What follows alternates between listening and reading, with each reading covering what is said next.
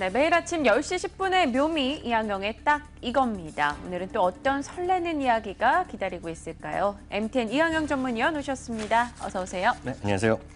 네, 오늘 저희 걸그룹처럼 핫한 이 K탑 30 이야기 해본다고 들었어요. 네, 맞습니다. 자주 얘기했던 이슈인데 어저께 드디어 K탑 30의 구성 종목이 딱 나왔고요. 네. 어떻게 운영될지 나왔기 때문에 오늘 이 얘기 다시 한번 해보도록 하겠습니다. 네, 이 K탑 30, 뭐 한국판 다우지수를 꿈꾼다 이런 이야기 굉장히 많이 들었는데요. 네. 구체적으로 이게 뭔지부터 한번 짚고 갈까요? 네, 부산이 7, 8개월 됐는데요. 금융위원회에서 작년에 이제 하반기에 했고 올해 집중 사업으로 K탑 30이라는 걸 발표하겠다고 네. 이미 발표한 적이 있습니다.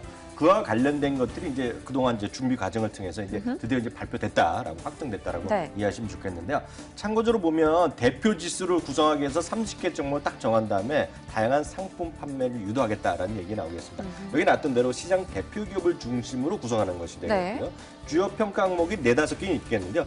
대한민국 경제를 대표하느냐, 그리고 시장을 대표하느냐. 대표하느냐, 투자자의 접근성, 이것은 투자가 원하게 살 수 있는 가격대냐라는 얘기 나오겠고요. 지속적으로 이 기업이 성장하고 있느냐, 한 4가지의 기준을 갖고 딱 종목을 선정했다라고 일단 이해하시면 되겠습니다. 네, 딱 종목을 선정했다. 어제 구성 종목이 나왔다 말씀을 주셨는데 이 선정된 기준을 좀 정확히 알고 가고 싶습니다. 이거에 대해서 좀 더 자세히 얘기해 주실 수 있나요? 네, 맞습니다. 앞서 말했던 이 4가지 가장 중요한 것은 투자자 접근성이 되겠는데요. 네. 그렇기 때문에 액면 분할 유도했다는 얘기가 있었지 않습니까? 그래서 아모레프 FCB 액면 분할을 유도했는데 이번에 결국은 네이버랑 네. 삼성전자는 50만 원이 넘는데도 불구하고 예외로 적용받아서 아하. 일단 포함됐다라고 보셔야 될 것 같고요. 바로 다음은 어떤 종목이 구성됐는지 네. 가장 궁금하실 테니까 그걸 다시 한번 저희가 표로 한번 준비해봤는데요.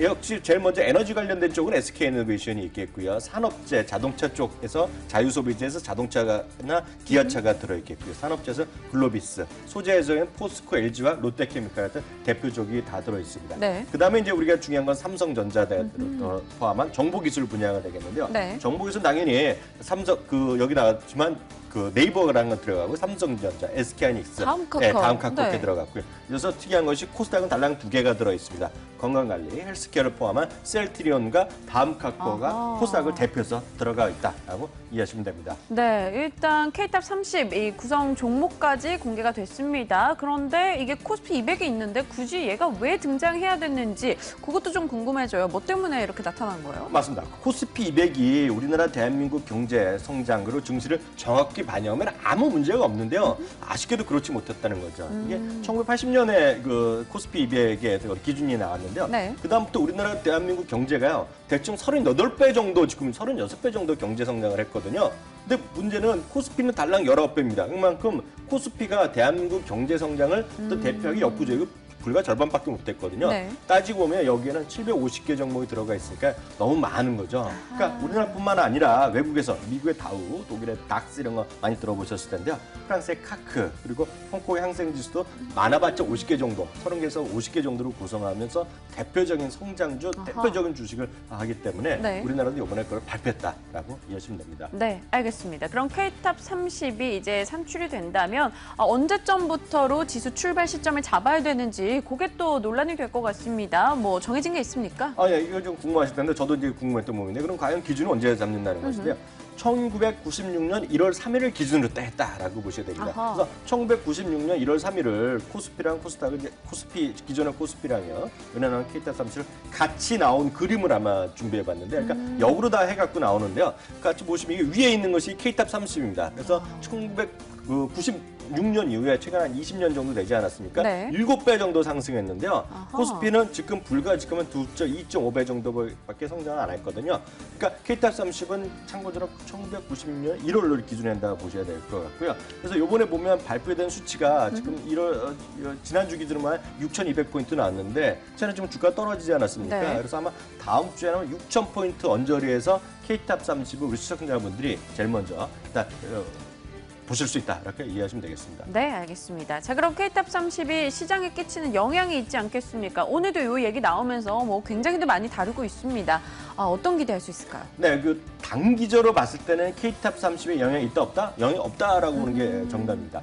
다만 이번에 K탑 30을 만든 것 자체가 여러 가지 목적이 있겠는데요. 네. 그 중에 하나가 K탑 30을 활용해서 즉 대한민국 주시장을 가장 적절하고 확실하게 보여지는 것은 어떤 지수를 하나 만들고요. 네. 그걸 통해서 다양한 자산 운용사 그리고 해외 국내 운용사들이 이걸 갖고 상품을 만들어라라는 취지가 있거든요. 그러니까 지금 당장 아니지만요. 시간이 걸리겠지만 K탑 30을 많은 사람들이 활용하고 그걸로 구성된 상품이 나오면 그거를 이용하기 때문에 일종의 30개 대표적인 프리미엄이 형성되겠죠. 네. 야, 그것들은 대한민국을 대표하는 기업이다라는 이미지가 있다는 거죠. 오늘 주가는 흘러가겠지만 다음 카카오라든가 셀트리온은 코스닥에서 딱 한 2개가 들어갔거든요. 그러니까 그런 기업들은 상당히 논리적으로나 어떤 비논리적으로 보더라도 야, 그것들은 대한민국 정부 당국에서 인정을 해서다. 라는 이미지가 있지 않습니까? 그러니까 그런 것들이 어느 정도 프리미엄을 형성할 수 있다라고 우리가 이해할 수 있겠죠. 네, 일단 단기적으로는 크게 영향은 없을 것이다. 하지만 좀 길게 봤을 때는 그 종목에 프리미엄이 붙는다라는 점 네. 주목하자 하셨네요.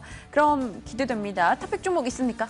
그러니까 말씀드렸던 대로 탑픽은 있을 수가 없어요. 왜냐하면 그래요? K탑 30이 장기적으로 정말 상품이 많이 활용되고 많은 분들이 쓰게 되면 K탑 30에 들어간 30개 종목이 전부 다 이용화되겠죠. 네. 특히 이제 앞서 말씀드렸던 두 주식 코스닥은 상대적으로 이제 막 나오지만 상대적으로 코스피 200에도 들어가지 않고 선물에 거래되지 않고 이제 그런 것들도 코스닥에서도 종목 선물이 나오거든요. 그러니까 수급이 좋아지겠지만 앞으로 이런 것들의 선물이나 다양한 것들이 나오면 수요가 늘어난다는 측면에서 그런 말씀드렸던 다음 카카오나 그 셀트리온이 오늘 그 재료에 의해서 호재냐 약재냐 보면 호재는 맞다라고 보셔야 되겠지만 이것 때문에 주가가 엄청 올라가야 되냐 그건 논리적으로 설득력이 없다라고 일단 이해하시면 되겠습니다. 네, 다음 카카오 셀트리온 수급적으로 나아질 수는 있겠습니다만 오늘의 탑픽으로 꼽기는 조금 부족하다 이야기를 주셨습니다. 뭔가 탑픽이 뚜렷이 없으니까 좀 허전한데요. 그럼 시장 이야기 간략히만 할게요. 이 코스닥 앞서 그렇게 변동성이 심하다라는 코멘트를 들었습니다. 투자자들에게 조언 한마디 해주시면요. 네, 탑픽 없는데요. 탑픽은 매일 해드려야 되니까 내일은 제가 탑픽을 찾아보도록 하겠고요. 알겠습니다. 앞서 시장 얘기했는데요. 시장은 이렇게 보셔야 되겠습니다. 그렉시트에 대한 우려감, 그리스가 말도 안 되게 막 하는 거 아닙니까? 결국 보면 머리가 아프거든요. 그렇기 때문에 글로벌 금융시장에서 그리스를 비롯한 이머징 마켓에 대한 선호도가 떨어질 수밖에 없는 시기거든요. 네. 그런데 주가는 우리나라 코스닥도 워낙 많이 오른 것도 많이 있거든요. 솔직히 보면은요. 그런 것에 대한 부담감, 그렇기 때문에 일정 수준의 조정 우려감 이런 것은 당연하다라고 일단 이해하시면 되겠습니다. 네, 조정 우려감과 경계감은 계속 가지고 대응을 해보자 이야기를 주셨습니다. 자, 딱 이거 오늘 이 시간 여기서 인사 나누겠습니다. MTN 이항영 전문위원 수고해 주셨네요. 고맙습니다.